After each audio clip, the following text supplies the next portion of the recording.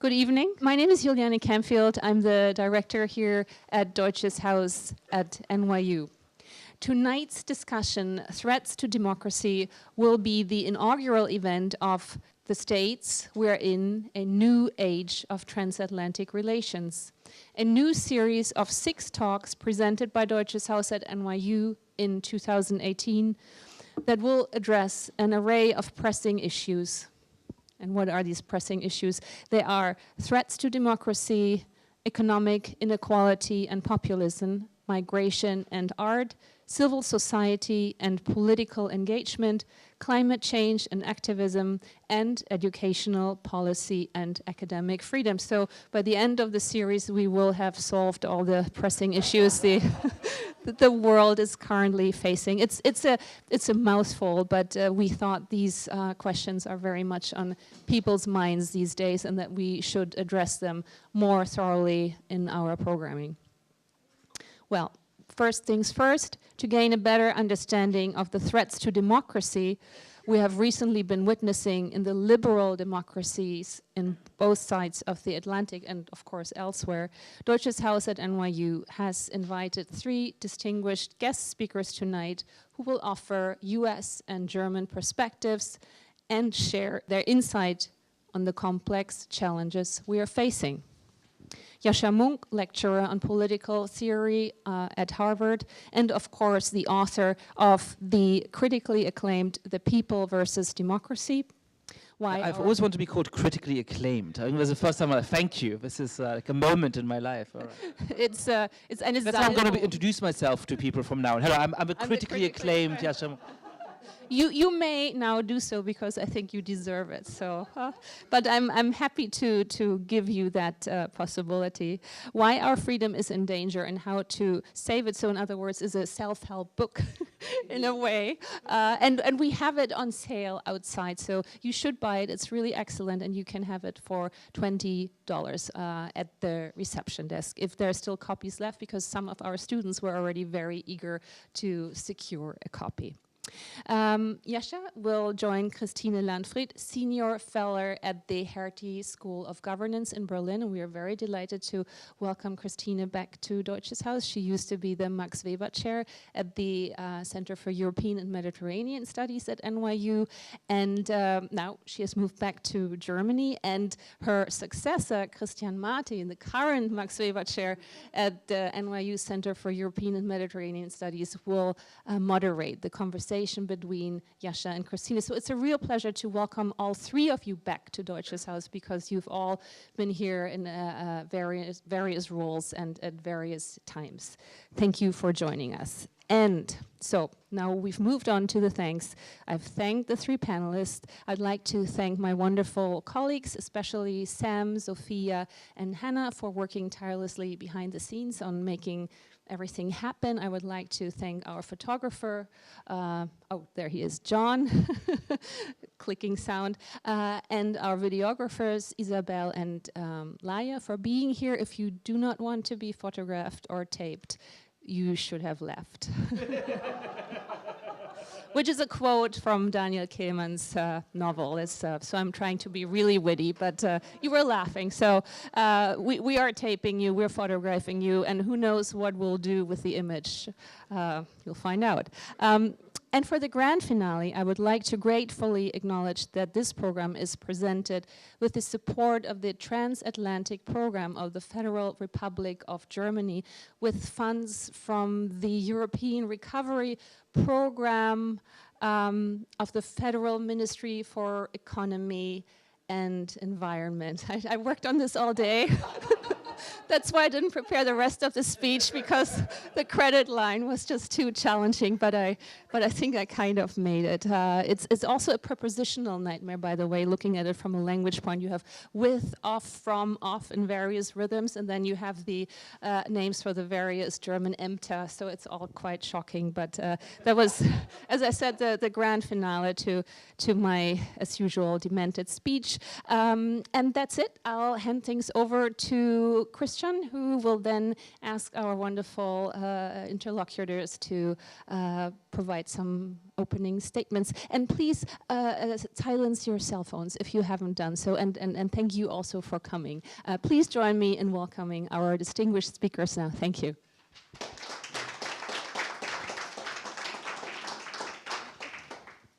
Thank you, Juliane. Welcome, everyone. Welcome, Christina. Welcome, Yascha. We agreed that we will have opening statements by both of you, 5 minutes. I'll watch the time. We have not agreed who goes first. Who wants to go first? So you go first, Yascha. Go ahead. All right. So I'm going to tell you everything that's in my book in 5 minutes. No, since that's not possible, I won't. Look, I grew up in Germany as a kid of Polish parents, and when I was growing up, my parents would always tell these sort of political jokes about socialist Poland, and I didn't understand them because they always, made reference to some politicians I'd never heard of, but also because they had a sort of sense of political hopelessness that I couldn't quite relate to. But I've been thinking back to a few of those jokes over the last couple of years. So I'm going to start blowing one of my 5 minutes by telling you one of those jokes. A man walks home late at night. He's nearly at his apartment when he sees another guy completely drunk, bending over the gutter, throwing up. And as soon as he sees him, he puts in a big smile. He walks over, he taps the guy on the shoulder, and he says, "I completely agree with your political analysis, comrade." So you can see why I've been thinking of this joke a little bit over the last 2 years. And this book is an attempt to make sense of that. It's an attempt to make sense of the rise of authoritarian populism around the world, including in North America and Western Europe. It's an attempt to go beyond local context to actually look for the common drivers of this kind of populist movement and populist energy, arguing that we have to look at stagnation of living standards, the slow, complicated transition of mono-ethnic, monocultural countries into multi-ethnic ones, and the rise of social media. And it tries to avoid the usual chapter 10 problem, which is 9 chapters of analysis and then 1 brief chapter of conclusions and suggestions about what to do, by substituting it with a chapter 7 to 9 problem, which is to say that a good third of my book is actually devoted to some of the lessons I take from that and some of the ideas I have about how we can stand up to populism. What I want to say today, though, is more limited and in some ways more urgent. I grew up with the assumption that there were some democracies in the world that were quite fragile, that didn't have a deep democratic tradition, that were quite poor, and it doesn't surprise me, for example, that democracy in Kenya right now is struggling for its survival. I grew up in the knowledge that it wasn't obvious that every authoritarian country would eventually transition to democratic ones. But I assumed that Germany, where I grew up, England, where I went to university, the United States, where I eventually moved, were safe. And I was confirmed in this when I went to graduate school in political science and read a famous paper, I'm afraid, by one of your colleagues here, Adam Przeworski, with Adam Limonji, who argued that once a country had changed governments for free and fair elections a couple of times, once it had reached a GDP per capita of about $14,000 in today's terms, it was safe. There was thousands of observations of country years, of years in particular countries, which fulfilled those criteria. None of them had ever collapsed. The richest had been Argentina in the late 1970s and those below that level. And that's a lot of what our optimism came from. Even people who didn't like the idea of the end of history or who didn't sort of take Fukuyama seriously actually shared a big part of his thesis. Well, as of 2 weeks ago, that thesis is wrong. Because what looks like a relatively unimportant election in a relatively small country has what my parents and grandparents would have been taught in their schools in socialist Poland to call world historical importance, which is to say that for the first time we see a country that has had more than 2 changeovers of government, of free and fair elections, has a GDP per capita at this point that exceeds $14,000, have elections that are barely free and not at all fair. It is no longer realistic to think that there's a democratic way to dislodge Viktor Orban from government. And since we're in Deutsches Haus here, I would be remiss not to mention the utterly shameful role that the German government has played in that. And the utter failure of Angela Merkel to find clear words about what's going on in Hungary, for that matter to condemn the extreme and rampant anti-Semitism of the Hungarian government, or even to call on her Parteifreunde in the European People's Party to expel Fidesz, the party of Viktor Orban. So we're in a moment in which the very survival of democracy is in doubt in the heart of Europe, and even those politicians who are broadly on our side, who have liberal democratic values, don't have the courage of their convictions, and that makes me very worried. Thank you, Yascha. Christina. So thank you very much. I also want to thank Juliane Kempfield for the invitation. I have very, very good memories to this house and the events here, so I'm pleased to be back. With the 5 minutes, I would put for the discussion the following thesis.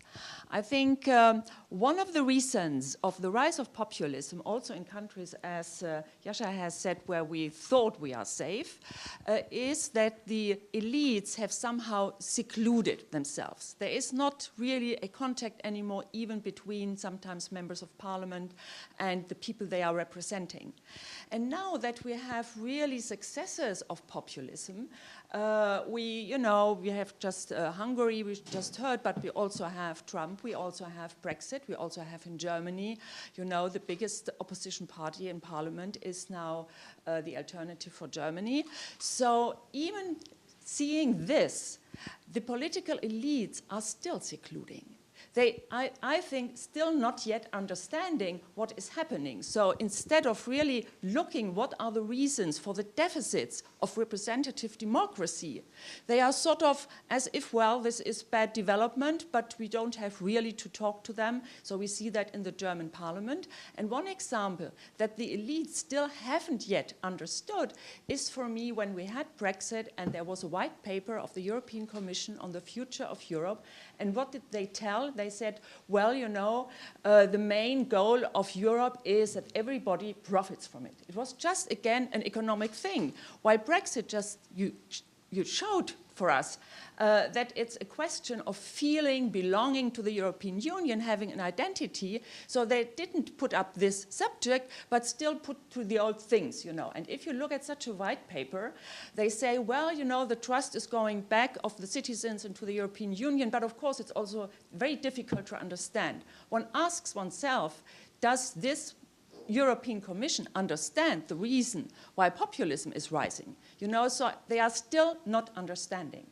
So what should we do about this? I think one of the first things is that the political elites really look to the deficits of representative democracy and start really to discuss that and take it seriously and talk to populism.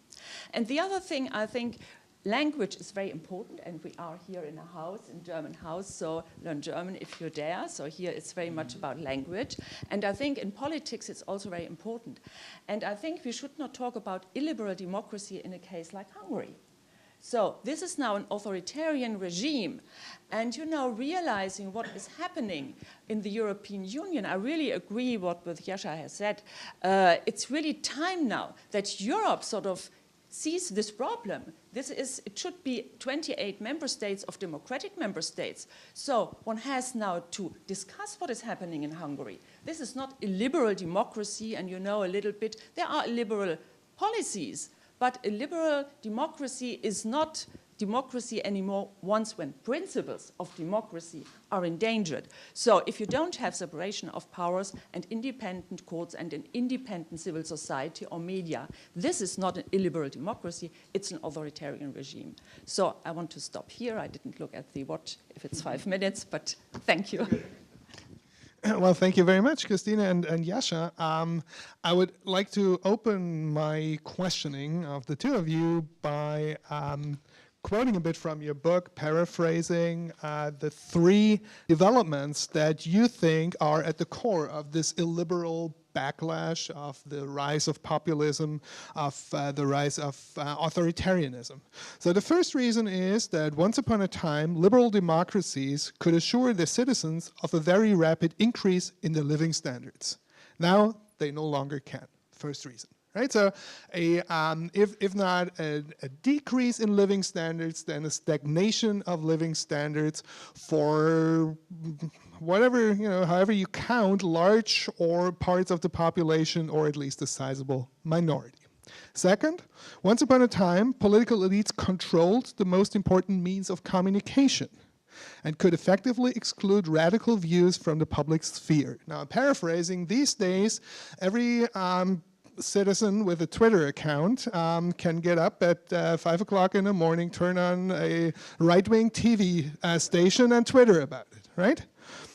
Third reason, the homogeneity of their citizens, or at least a steep racial hierarchy, was a big part of what held liberal democracies together. Now citizens have to learn how to live in a much more equal and diverse democracy. So we have an economic reason, we have a cultural reason, and a reason that has to do with communication. I wanted to ask you, Christina, how does this analysis of what has led to the current rise in populism, the authoritarian backlash, how does Yascha's view go together with what you have just said about taking it seriously, actually knowing, thinking about the reasons, what is defective in representative democracy? So going to the first point, what you just told us about the book with the economic reasons, I would be hesitant because we know from studies now that many people electing populist parties, they are not the worst off in a society. It is very often also the middle classes who are economically quite well off, but still voting for them. And besides economic reasons, which I would agree, because also worldwide we know that we have a growing inequality between poor and rich. But besides that, it's a feeling of insecurity. And this has to do with a reason which was not mentioned, I think, with open borders. It is much more easier to have an open society when you have closed borders. But now we don't have closed borders anymore in a globalizing world, and we have migration, and people, even if they are not really poor, they still feel insecure and think, well, we have this, we don't know for our children, will they have such a good life anymore? So, and once you feel insecure, you go more to the ethnic nation. You get afraid of foreign ideas, of foreign people, and I think this is, the economic reason is only really a part of this, because it obviously, people are in favor of populism without that. Well, I agree, but it's only one part of it, which is why it's one out of 3 explanations that I give. But I think that this sort of dismissal of economic factors you talk about is really quite simplistic. So look, when you talk about immigration, you could apply the same logic that people apply in the economic case. So in the economic case, the argument goes, it's not necessarily true that the poorest people voted for Donald Trump and the richest people voted for Hillary Clinton, so it's not about the economy. Well, I have 2 things to say about that. The first is, imagine we applied that same logic to the case of immigration.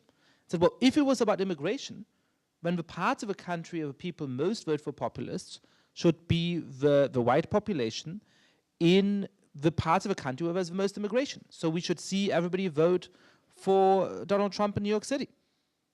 It's obvious that it's more complicated than that.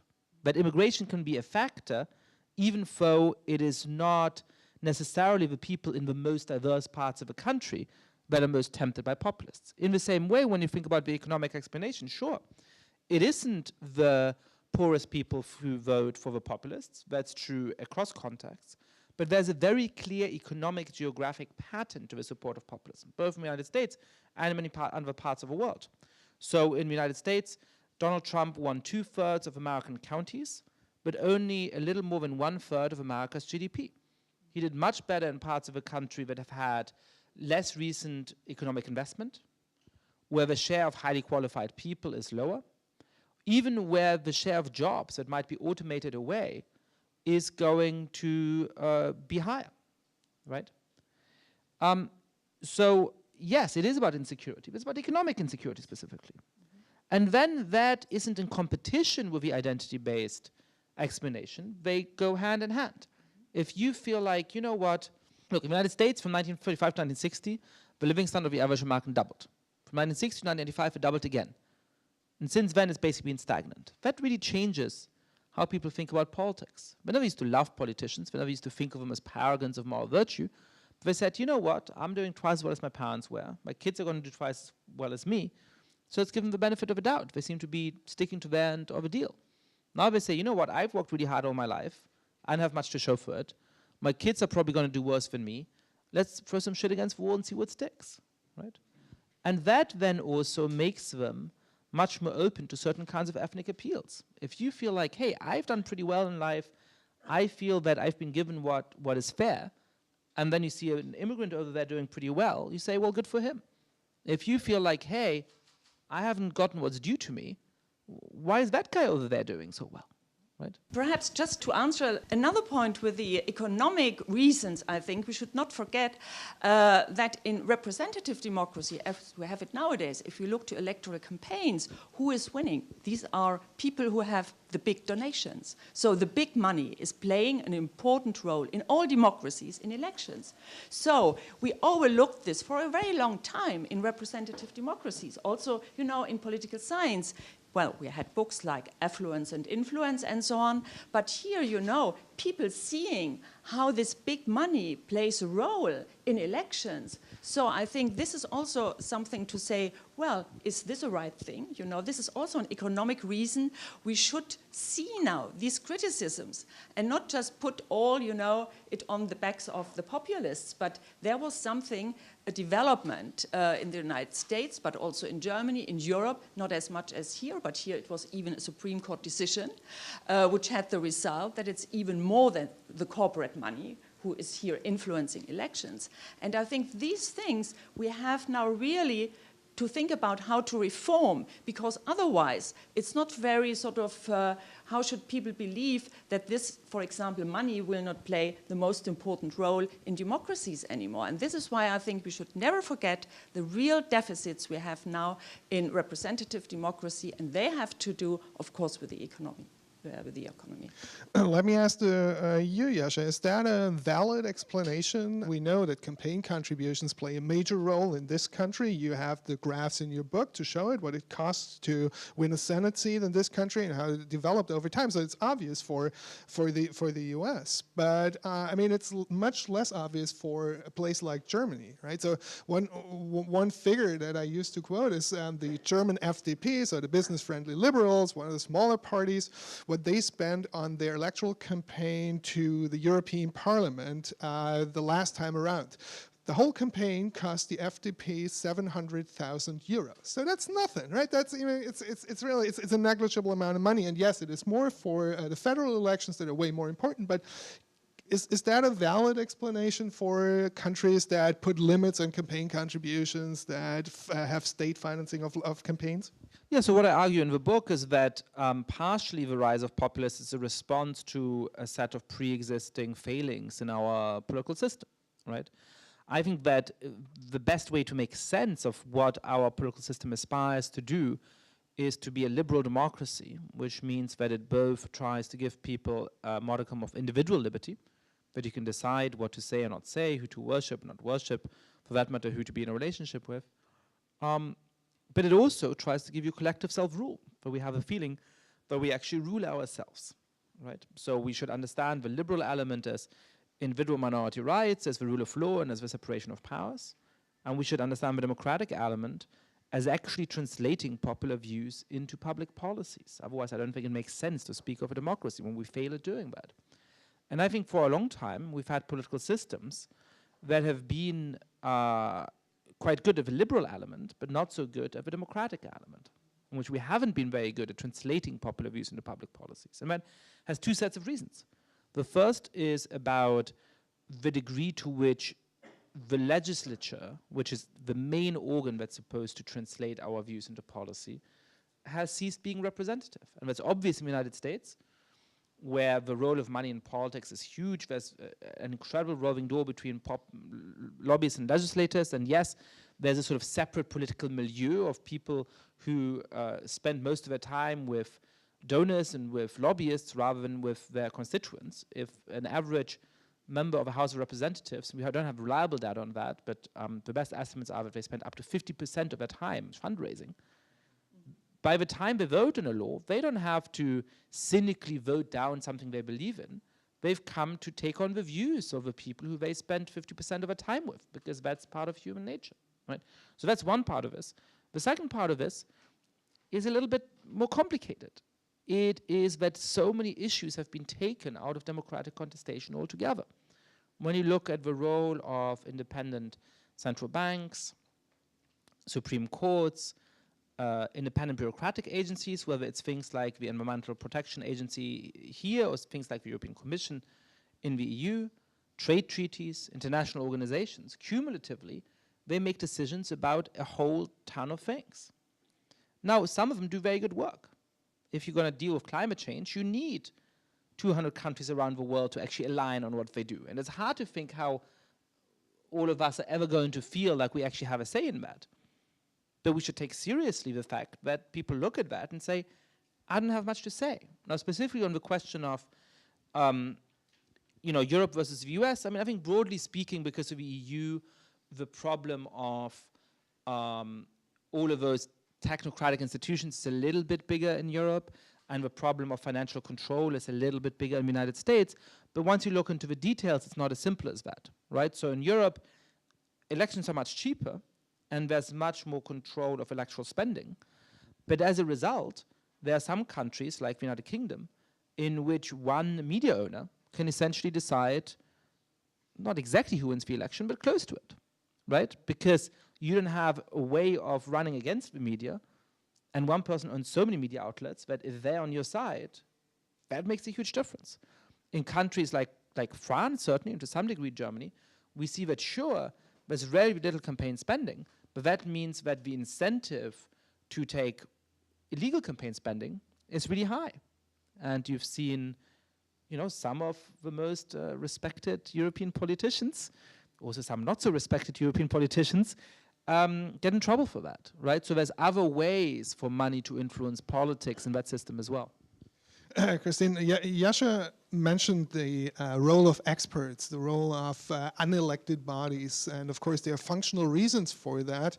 One of the stories that you tell in your book is about your third grade teacher, I think it was, who was talking about the inflation in Germany, experiences with inflation in Germany, and her father or grandfather was a rich man when the inflation hit, and then he bought sugar because he thought that would retain its value in a context of hyperinflation. He lugged the sugar home, and then there was a huge downpour, and the sugar got all watered down and rained, and that was the end of that pile of money that represented the sugar. So therefore, the story continues, we need an independent central bank to take care of monetary policy, so it's not in the realm of politics. Depoliticization, right? You have an independent agency that is not subject to political contestation. And that has continued, right? I mean, we have now more agencies that are not subject to political contestation than before at the time of, where the story takes place. You have written about that. What is your take on that? Is that something good? Is that something that we should change? Is it, do we need it? Unfortunately, what do we do about it? Well, I think it's a very important subject with regard to populism. First of all, I would say we need experts. We are societies with technologies, and even if these technologies have a lot of mistakes, and if we have, breakdowns and viruses in computers, we need, again, knowledge to solve that. So we need experts. The other problem, of course, is when we have these independent agencies, the European Central Bank or the European Court of Justice, they change the distribution of power in societies. And if we take the example now of the European Court of Justice, we can see that this court has a lot of really political impact, and this has to do with depoliticization, because the European treaties have many articles where it's about concrete policies. Usually this is not in a constitution or in a treaty. So now all this can decide the European Court of Justice. And what did he do? He decided with a substantive direction, because he was for market economy. liberal market economy. So in the end, this meant for the European member states that many public policies were diminished. They were not present anymore because they were always for market liberalization. So now if an institution which is not elected has such a power, you know, to enforce a certain economic policy, I think this is a problem for a democracy. And now, knowing that we need experts, I think the problem is how we get a repoliticization.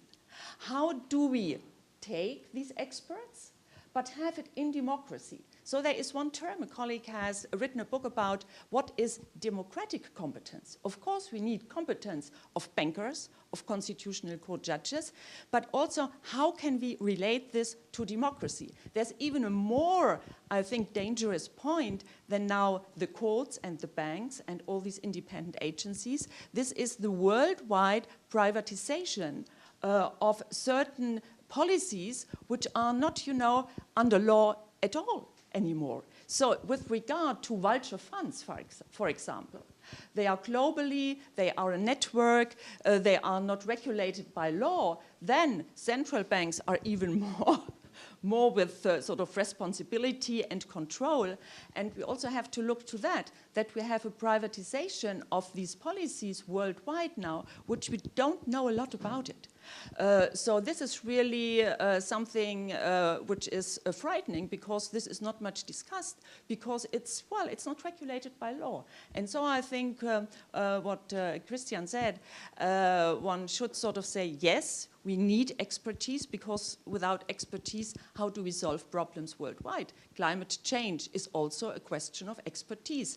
And here we have the things of fake news. How can we really know what is true? We need experts, but we need to see how do we integrate this into democratic politics. So I think this is really a problem. This has not been solved so far. And this has, of course, also to do with populism because they don't want all these independent agencies and independent courts. So they want to get rid of that. And of course, this is also endangering because we need it. We should not say now, you know, you have with technology, you just have brokers and it's wonderful. No, we have to think, how do we politically regulate this? How do we say we want this direction of this technology? We want to use Facebook not just, you know, to take out the information of the citizens and then make money with it. We have seen all now well, I would say a scandal with what happened with Cambridge Analytica. And all these things, we need these technologies, but then how do we bring it into democracy? I think this is really something which is an important topic with regard to populism. Let me push the both of you a little bit further. Patrick Deenan, has written a book called Why Liberalism Failed. And the argument there is, and I would like to hear your take on it, it's not about what liberal democracies deliver. It's not about migration. It's not about diversity. It's not about communication. But it is about something that is deeply inherent in liberalism itself. Because liberalism, by definition, is devoid of any meaning and content, it can not give meaning to people's lives. And we are perfectly fine with that, right? We wouldn't want that. We don't want a political system telling us what the meaning of life is. Right? This is what fascism tried to do. This is what communism tried to do. But could it be that liberalism has come to a point where for many people, their lives are so, they perceive them as empty, as meaningless, and they're looking to a political offering that promises to deliver on that? I mean, you know, Francis Fukuyama, much maligned, predicted that in the last page of The End of History, in which he said, you know, once people have most of the things they seek, perhaps they will become nostalgic for the great political battles of the past. They will seek the instant meaning that things like war give you, and they will become more open to those kinds of things. And when you read that page, it really reads like a description of a current moment. I remember vividly being at an event in Delhi with an Iranian philosopher who was denouncing liberalism and saying how much more wonderful non-liberal political systems are. And his example for that, strangely, was the time that he had been locked up in an Iranian prison and the meaning he felt in the political battle there. Well, I'd rather that we struggle to find some meaning and we're not locked up for our political views. I think, you know, it's time for us to actually remember. And it's difficult to remember what you don't have. I mean, I sometimes think of this metaphor that David Foster Wallace used at the beginning of his beautiful commencement speech at Kenyon College, where he said, you know, tells the joke of an old fish passing two younger fish and saying, "How is the water?" And the young fish say, "What water?" We've taken a lot of the things that we have for granted. And that is as true of academic institutions as it is of just about anybody else. I don't know what it's like here at NYU. I think I can take a guess, but certainly up at Harvard, when I tell my faculty colleagues, one of our jobs is to actually transmit our political values from one generation to the next. And not just to point out all of the flaws in our political system, which is also part of our job, and we should be upfront about those, and we should think about how to overcome those, and I think we've been relatively blunt about them on stage today. But part of our job is also to explain to people why it is that despite all of our problems, a political system that gives you both individual rights and collective self-rule is worth keeping. Why it is unquestionably better today to be a citizen of Germany or the United States or, you know, even Italy than it is to be a citizen of China or Russia or Hungary or Venezuela or North Korea. And so I think that Patrick Dienan is engaging in the same kind of cheap luxury that Fukuyama predicted on the last page of The End of History, and that strange Iranian philosophy professor was boasting about when he was telling us about how meaningful it was to be, you know, locked up. Well, I would not agree with this statement, which you were referring to, because I think liberalism has values. If we say people in liberalism should be autonomous, then I think this is a value. And you only can participate in life and really have autonomy when there is social conditions that you can do that. You need social policy to enable you. Even if you are old, you can still go to a cinema and a theater. So I think liberalism is not without values. Of course, we say there are subjective rights, but you only have subjective rights when you have a collective understanding of rights. And so I think this idea is not the right assumption. Perhaps we have sometimes forgotten about the social foundations of individual rights. So this might be, and it also has to do that, of course, many parts of the society have somehow secluded. So we had a debate here at NYU School of Law just 2 days after Trump was elected.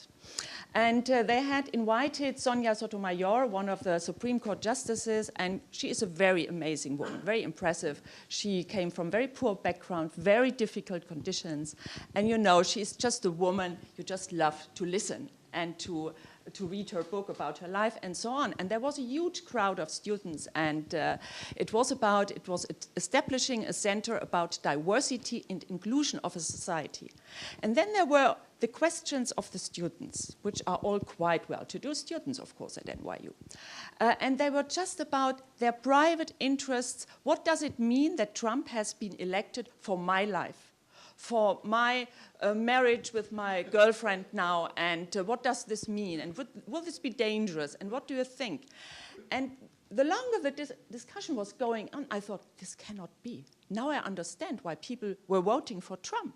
It cannot be that they just don't ask what are the social conditions that Trump has won this election. What are the people who have voted for him? What does it mean for all these people, and not just for a quite privileged class, and we are all belonging to this class? So going out of this room, I thought, now I understand a little bit more.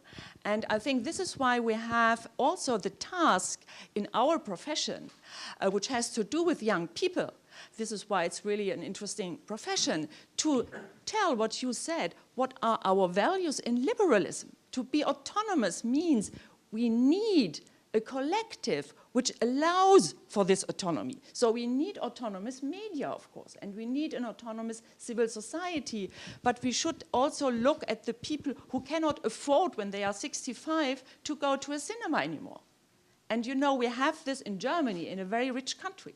So this cannot be. So I think I would not agree with this liberalism without values. Liberalism has values. Am I liberalism without values, or is that just... No, that was me. Oh, you? Oh. Yeah. No, it was not your statement, but the statement you were referring to from the literature. In preparation for this, thinking about liberalism, I went back to my favorite book, The Magic Mountain, and Thomas Mann, which was published in 1924. And there is this battle between Signor Settembrini and Herrn Nafta, who is a Jesuit and a terrorist. And they have this conversation about liberalism, right? And Settembrini is all about the Republic and those values that the Republic carries, and those beautiful liberties that it bestows upon the individual. And NAFTA says, nobody cares anymore. The future is about the collective, and the collective will bring terror, right? In 1924. I was reminded of that, and I'm wondering if we are at a stage where we are having similar discussions, or albeit less well written, when we think about the future of liberal democracy. I mean, you know, this was the interwar period, and in 1924, Germany was doing reasonably well again. There was, people thought that things would improve, and certainly few people saw what was coming. Are we, and this is my final question before I open it for questions from the floor, are we at a stage where we have to worry that much? Are we at a stage where we have to worry that much? Yes. I think when you look at the rapid transformation in public opinion, the rapid transformation in attitudes to democracy, in some of my work I point out the degree to which people have fallen out of love with democracy, the lowered significance they give to democracy, the greater openness they have to authoritarian regimes. When you look at the steady rise of the populist vote share around North America and Western Europe and other countries, the average vote share of populist parties in Europe was 8% in 2000, and it's 25% now. When you remember Winston Churchill's famous Iron Curtain speech, from Stettin to Trieste, an Iron Curtain is descending across the continent. We can now go from Stettin in the Baltic Sea all the way to Athens in the Aegean and never leave a country ruled by populists. So yeah, the stakes are very high. But I don't think that the outcome is foreordained. You know, Amos Oz gave a great talk here in New York about half a year ago, in which he said it feels like this huge fire is burning. And we can feel hopeless about it as individuals. All we have is, you know, a little bit of water in our glass. I said, well, but, you know, if I go and pour that water on the fire on my own, it's not going to make much of a difference. But if all of us together do it, then it might just extinguish the fire. And I think that's how to think about it. I mean, there are still people who believe in liberal democratic values, in the freiheitlich-demokratische Grundordnung, as the Germans say. But right now, as another poem from, I believe, the early 1930s has it, you know, the righteous don't act, think of Angela Merkel, and the worst are full of passionate intensity. And so it's time that we match their intensity and go fight for our values. Well, I would also agree we are really in a very dangerous situation. I would say in Europe, really, we have to do something about in the European Union now about Hungary and Poland, what is happening. We cannot just look and, you know, make some dull statements and write some papers. So I think the European Union really has a challenge now with this development. It's much more than Brexit, because I think these developments are dangerous in all these countries. I would not compare it to the Weimar Republic, because I studied history, and if if I allowed one thing, history never repeats. We have structures, long-term structures, which are sort of the conditions for new events and happenings, but not that it really repeats. So I would not see that. And I also think, I would really think it's important what Yascha said at the end. We also should look that there are still oppositions to that. We have a civil society, and well, we saw many demonstrations. We saw the March of Women to Washington after the Trump's election. So women were very active here in the opposition. We have everywhere civil society opposing. So I think there are also some developments where we can see that the sort of democracy has also still its strength. We have independent courts. We could see it here, but we can see it worldwide. We will see what now the European Court of Justice in Strasbourg is doing with these developments in Hungary and Poland. So I think we still have some possibilities to counteract. And one should never, you know, if you get pessimistic, you don't act anymore, and this cannot be our task. So I think we also have to look what can we do to counteract, and there are possibilities. And you know, I would also agree it's a tragedy that, you know, we have a European Parliament and nobody is doing anything about these parties which are in the European Parliament with other Christian democratic parties. So they should stand up. I don't understand why not. But still, I think we should see these structures. They are there, and we should sort of really use them. Thank you very much. Yascha has to leave in 12 minutes, so we have time for a few questions from the floor. Please, sir. Brent Bergen. Thank you very much for the excellent discussion.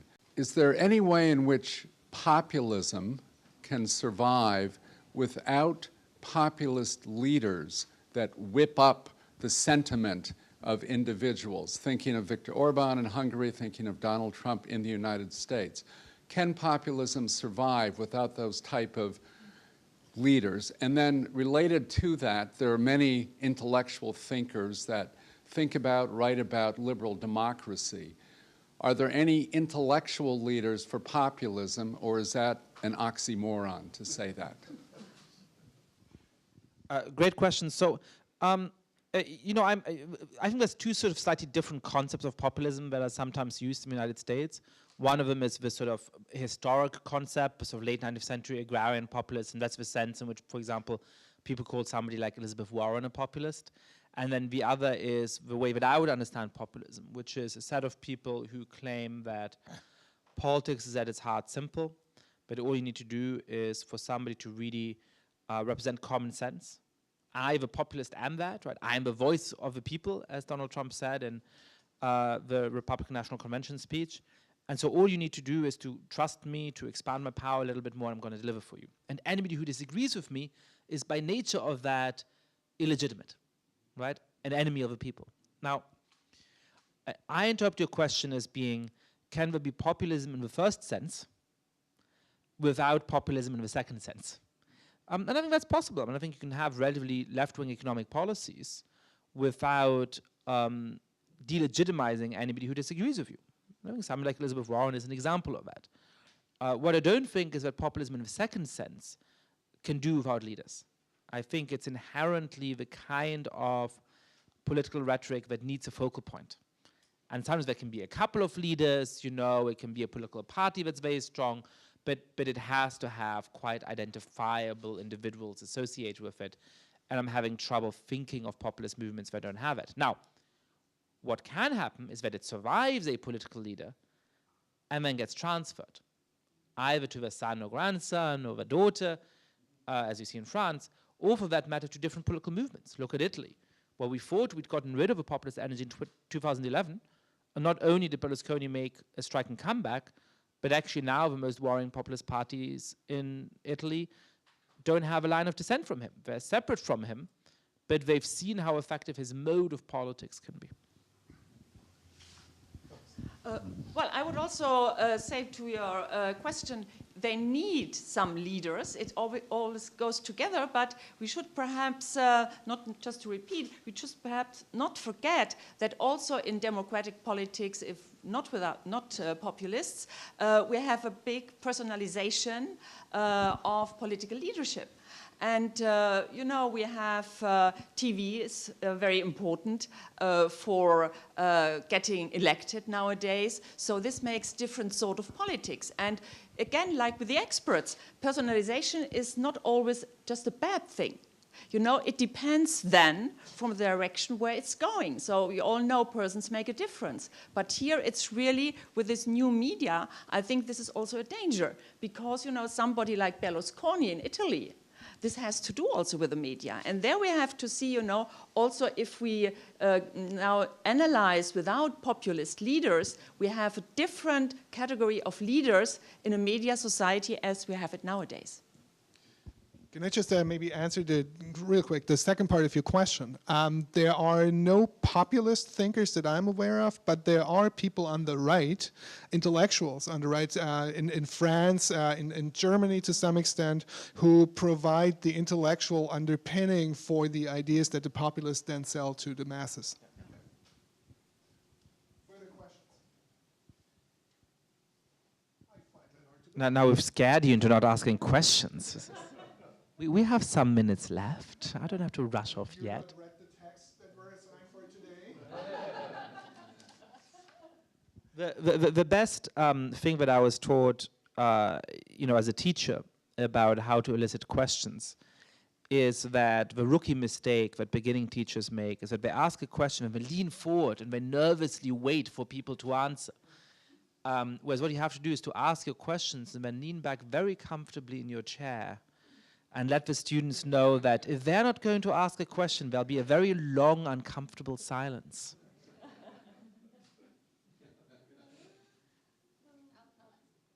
There you go, that's how it works. I'll do anything for an acclaimed writer, right?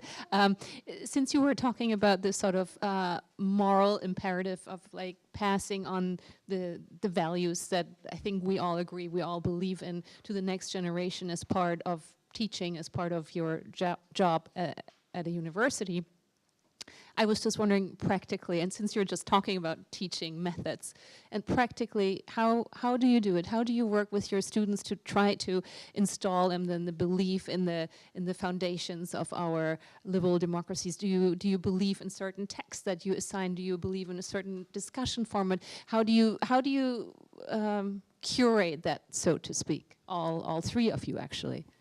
So, thanks very much, Juliane. I think I would not say we go to texts. I think students are just the way you do a seminar. Do you sort of initiate debates? How do you make participation? How do you read the papers, give you a response? So I think, is it community? A seminar usually is a developing community.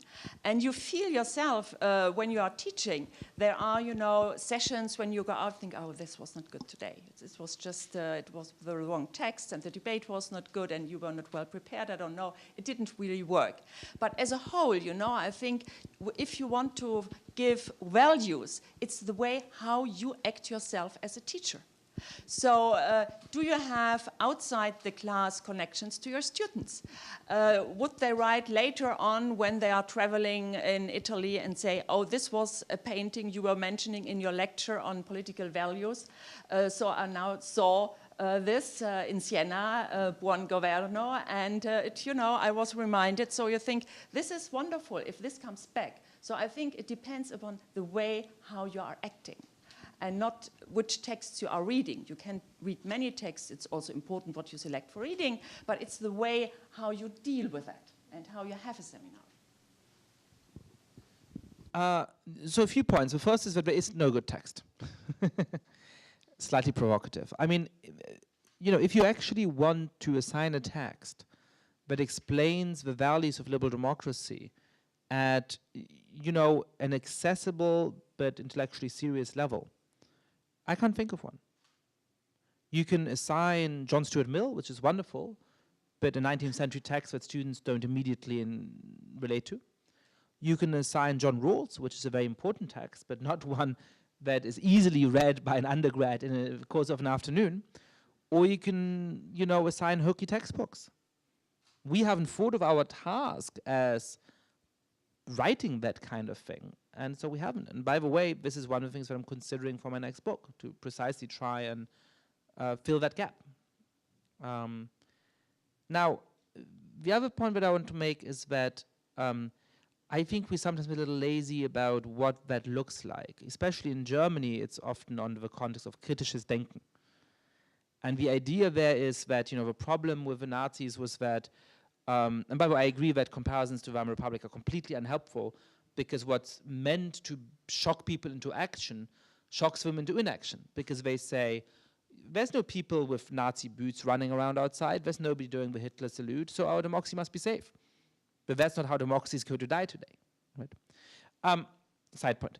The theory is people were just too uncritical, right? They were too autoritätshörig. They were too willing to just trust political authorities and do whatever they said and believe whatever they said. And so what we have to do to weaponize people against a return of fascism is to make them criticize everything and have doubts about everything. Well, the populist right loves doubt. It loves people being cynical about the institutions. It loves people saying everything that's written in the newspapers is all lies. So we have to go beyond that pedagogically, which is an important point. And then just in terms of the content, I think it's partially actually explaining our values. It's also a little bit changing tack of what we talk about. So it's great to talk about the horrors of World War II, and something that obviously in Germany is especially necessary. But that can easily lead to people say, well, that's in the past. I think we have to talk a lot more about Venezuela. We have to talk a lot more about Turkey. We have to talk a lot more about what's going on in Hungary right now. Because there are live examples today of what the effect of some of these political phenomena are. And those, I think, would be much more powerful to students in many ways. Perhaps I would like to add something which was very impressive for my own going then in a certain profession. The historian I was a student of, he would say, well, I think what we have to know, to learn, is skepticism. Everything, is different as it is said. And everything is also different as it is written. So you always have to be skeptical. If there is, a consensus in a certain area, you have to ask, is it really true? To get the skepticism, I think this is a value we could teach students. And the other thing is, there is a wonderful piece by Hannah Arendt where she explains how really thinking, the process of thinking, which is not just something for intellectuals or students and academia, but everybody, each person is able to think, has to do with moral values. Because, you really have to see what is right and wrong. And this has to do with the process of thinking. And she relates the two.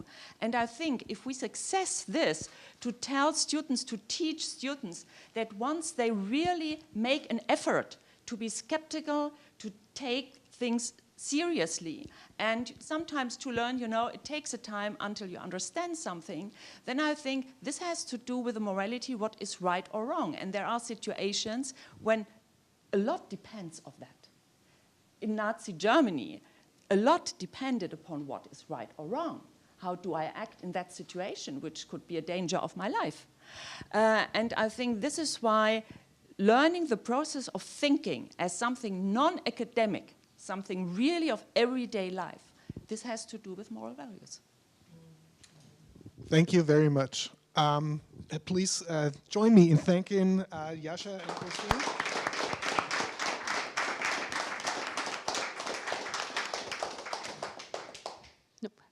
Thank you so much, Christian, also for your wonderful moderation. Yes. And thank you, Yascha, for making space for us in your super busy day, in your political theorist rockstar life. And thank you, Christine, for traveling across the ocean. And I think we've all learned that we need to leave the magic mountain. We need to be more skeptical, and we all need to have a glass of water with us wherever we go to put out the fire. But now join us for a glass of wine. Thank you.